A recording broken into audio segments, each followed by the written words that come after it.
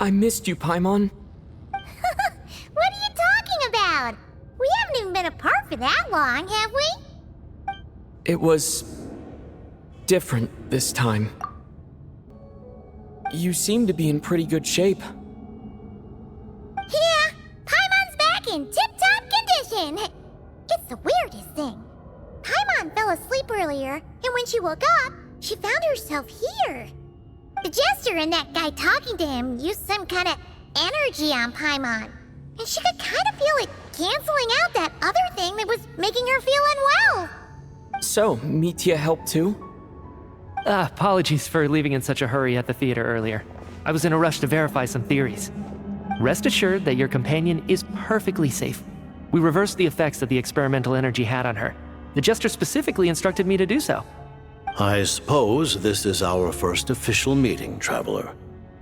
I could not let Paimon suffer in her condition for a moment longer, and so I simply took her without explanation. I hope you... But why would a big shot like you care about what happens to Paimon? As I said when you first arrived in Snezhnaya, we once spent some time together in the distant past. Oh yeah, you did mention that. And Paimon did think you seemed strangely familiar the first time we met. I'm afraid the reminiscing will have to wait. Mitya, let us continue with the report. What conclusions, if any, did you reach from conducting the final experiment of our energy research ahead of schedule? The good news is, my hypothesis regarding the ruler of death has been verified. As for the bad news, I recommend we suspend the experiments and Project Mistleton until further notice. Currently, we have no means with which to make a breakthrough. I say this purely as a scientist, guided by reason alone. I will trust your judgment. We shall put the project on hold until the ruler of death has been eliminated. Wait, what are you guys talking about? You want to get rid of Ronova? Like, how? By killing her? By whatever means necessary, so long as it removes the threat she poses to us. Until then, everything we do will be in vain. After what just happened, I've ascertained Ronova's goal, or rather, the trigger condition for the curse of death. Okay, let's hear it. What she's doing is blocking Snezhnaya's technological progress, preventing us from possessing any means with which to threaten the heavenly principles. Just like the little lapdog she is. So, any ideas, research, or experiments that lead to technological progress can trigger the curse. Just now, for instance, I was set to launch a final phase energy experiment ahead of schedule. If the experiment was successful, we could have achieved a crucial breakthrough. As expected, though, the moment the experiment began, all the researchers, technicians, and witnesses died from the curse. All that effort, not to mention the energy and materials we relied on Project Stuja to gather for us, went to waste. In the end, nothing was gained. Does that mean something similar happened when we were at the theater? That's right. During the performance, I thought of an important breakthrough regarding the experiment, and wound up dragging everyone into this. So the nature of the curse seems to be something like, when moments of technological progress occur, all life in the vicinity is taken away. What a violent method. Of course, that meant the curse was normally limited to the Armory Palace. Since outsiders are forbidden from entering, this mass death phenomenon went unnoticed, until Odette came along. I believe she was the first witness. The curse of death was triggered just before she infiltrated the Armory Palace that day. But you mentioned something about a final stage experiment. Doesn't that mean you've actually made some progress? That's right. Even with the gods locking certain key components out of reach, humanity can still advance technology in incremental steps accumulated over time. But, as I'm sure Ronova anticipated, even incremental progress has its limits, a point where the truth you're seeking must be put to the test in an experiment. You mean the experiment you were just about to do? Yes, we were at a critical juncture, a moment where the quantitative was about to translate into fundamental qualitative change. With this single experiment, we could have brought everything we've worked for to fruition. But now, after already being forced to fumble around in the dark all this time, it feels like we've truly hit an impenetrable wall. As long as Ronova's curse of death persists, we won't be able to advance the experiment or obtain any results. And with Project Stuja having been in effect all this time, at our nation's current strength, repeated trial and error is simply unsustainable. Only by eliminating Ronova first will it be possible to continue advancing our plans. But she's the ruler of death! She can just kill whoever she wants, right? That's gotta be the scariest power ever! Is it even possible to beat her? We'll see. But one thing's for sure. She definitely can't just do whatever she wants. The best proof of that is me, standing here, very much alive. You're saying... Wouldn't it be easier to just kill all of us researchers for good? Why resurrect us over and over again? Why let us advance our technology to this point? So, you're saying even the ruler of death has limitations we don't know about? Exactly. And I think that's where the key to our breakthrough lies. Regardless, the ruler of death has always been an obstacle we must overcome. Indeed, we must face life, death, time, and space. After all, our goal is the heavenly principles. The Fatui want to challenge the heavenly principles? For a long time, I've had a vague suspicion the Fatui and the Tsaritsa were targeting the heavenly principles. But hearing the Jester admit it is still a shock. No wonder the Tsaritsa's goal has always been kept a secret from the people. What kind of road will that lead Snezhnaya down? In that case... Lord Jester, I would like to request some leave. I'd like some time to organize my thoughts and go over the data. Granted. Get some rest, put the experiment out of your mind, and take care that the curse of death doesn't affect any civilians.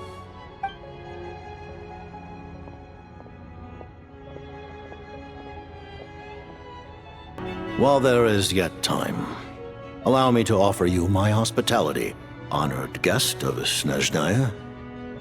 Is there anything you wish to know?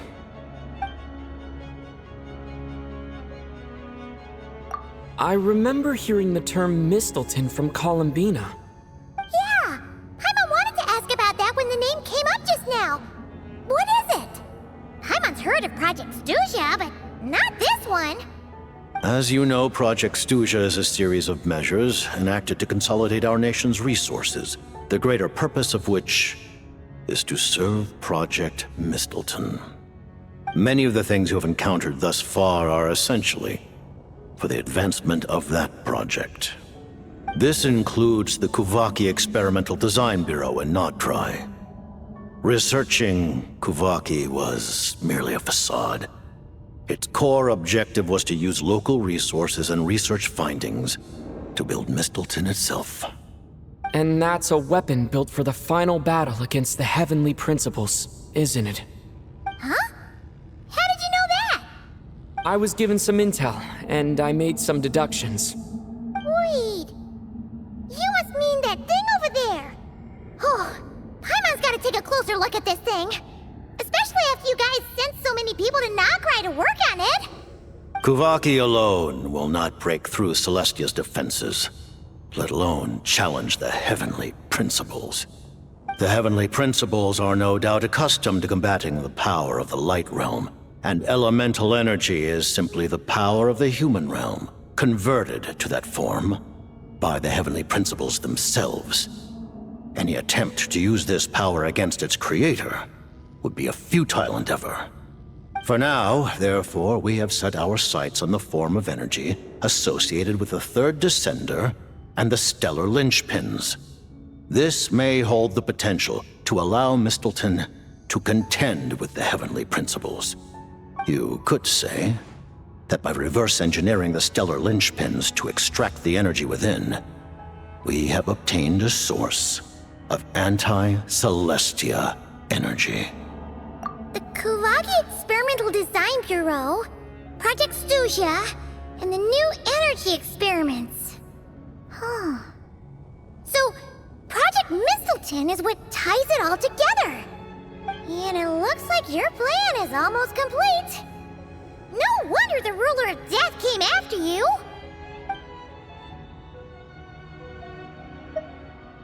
Her Majesty the Tsaritsa has embarked upon an expedition to vanquish a monster. Were it not for this, I imagine she would have been delighted to grant you an audience. Seems like the powers that be in Snezhnaya don't intend to hold my past conflicts with the Fatui against me. The Harbingers have been granted significant autonomy in retrieving the Gnosis. But by the same token, they do not completely represent Snezhnaya's official stance. You read my mind. Speaking of the Gnosis, Paimon's been dying to ask this question since forever. Why exactly does the Tsaritsa want to collect them? Is it something to do with the fight against the heavenly principles? The Gnosis will undoubtedly serve as a key bargaining chip when she confronts the heavenly principles. Beyond that, you had best ask the Tsaritsa herself. I am not sure if this information is mine to disclose. What do you mean, not sure? Don't you make the rules? You're the highest ranking Harbinger! Ugh, never mind. Taking on the heavenly principles is something most people wouldn't even entertain in their wildest fantasies. Why is the Tsaritsa so fixated on this? Into that today, civilization is nothing but an illusion. Something whose very existence can be negated at any moment. Our civilization may very well be destroyed in the struggle, but as things stand, the heavenly principles could choose to negate our existence on a passing whim. And we must not sit back and accept that fate. Only by changing the state of affairs, only by overthrowing the heavenly principles, can our civilization truly be said to have taken root. Otherwise, the fate of the people of Conria and Hyperborea is a cycle doomed to repeat itself. Accepting potential destruction in return for getting to control your own fate. Furthermore, perhaps this is still somewhat difficult for you to understand. Are you aware that all the rules of this world are made up of curses? Huh? All of them? Paimon knows about the curse of death you mentioned, and the curse of immortality that you and Dainsleif have. Then the birth of the Hilly-Churls, the rules of Natlan's Ode of Resurrection. Those are curses too? Farina's long life seems to stem from a curse placed on her by Focalor as well. Yes. Even a god's love for humanity is a curse the heavenly principles inflicted upon the gods. What? The Tsaritsa has always had ample reason to hate the heavenly principles. If she can seize their authority, she will reconstruct the entire world, and when that time comes, humanity will be completely liberated from curses and lies. Look forward to it. It will be a world beyond your imagination.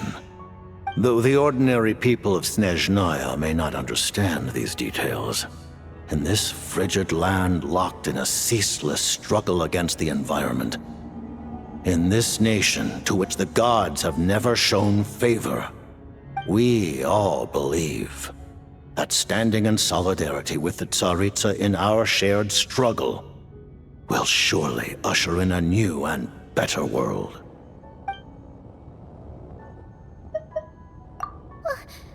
Paimon really doesn't remember. He's basically a stranger. You've got to believe Paimon. Allow me to explain. The reason Paimon reacted to the anti-Celestia energy developed by the Armory Palace is because she comes from Celestia herself. More specifically, she is one of its creations. Paimon? A creation of Celestia? Oh, right. I was blinded by anger earlier, but thinking back on it, Ronova also said that Paimon is a creation of Celestia. But she lacks Celestia's power or authority. As you know, the lunar fragments in Nodcry were pulled down from the sky using Fatui technology. But the first application of this technology was in Conria over 500 years ago. I used this technology upon the heavens, and the response I received was none other than Paimon descending from Celestia. I presented her to the Vinster King, but he took no interest in this gift, nor did it satisfy him. Paimon then took up temporary residence in my palace until, of course, the arrival of the Cataclysm. Wait, Paimon's a little confused. You're talking about things that happened in Conria 500 years ago. You're saying Paimon was there for that? But Paimon doesn't remember any of that. Falling from the sky? Being given away as a gift? None of it!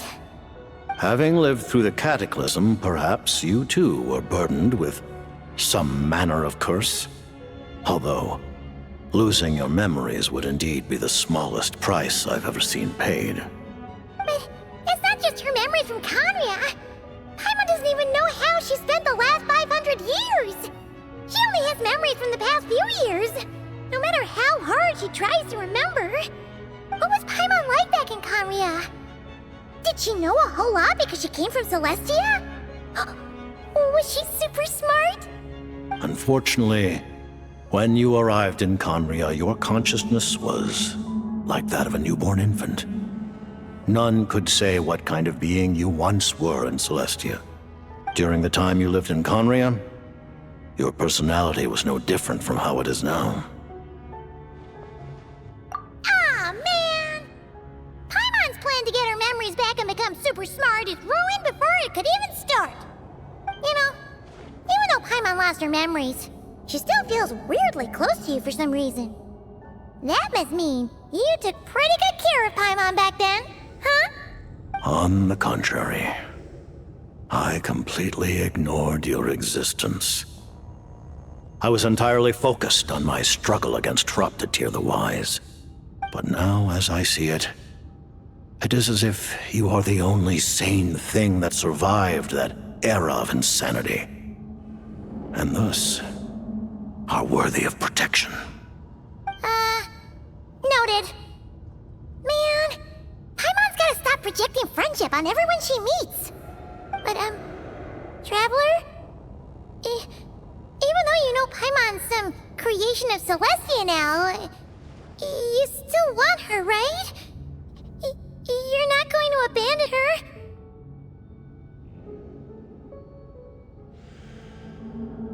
Oh, phew! That's a relief. Paimon's just learning about this too. She's barely even processed it.